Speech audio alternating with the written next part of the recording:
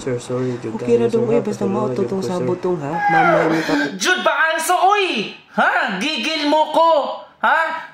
Hoy, Angkol! Paghilom diya, oy! Paghilom, Jud Bacanso! Nga naman na imong pa standing ovation ang waiter. 2 ka oras. O sa imong problema? Ha? Dahil lang sa imong misgendering? Ha? Asan na? A person who is not nice to you but is not nice to the waiter is not a nice person. So ikaw yun. Jud Bacanso, oy! Ha? Gigil mo ko.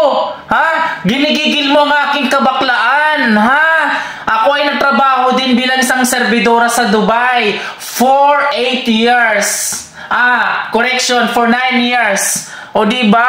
At sa tanang buhay ko, wala ako na-encounter na katulad mo. O diba? Na ipinaglalaban ng misgendering. Ano ka? Huwag ganun. Ako nga tinatawag ako ng madam, kuya, ate. O diba?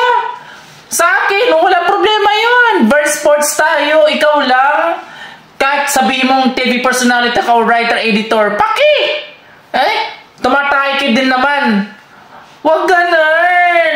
Huwag super entitled kasi hindi sa'yo. Hindi ikaw si misgender.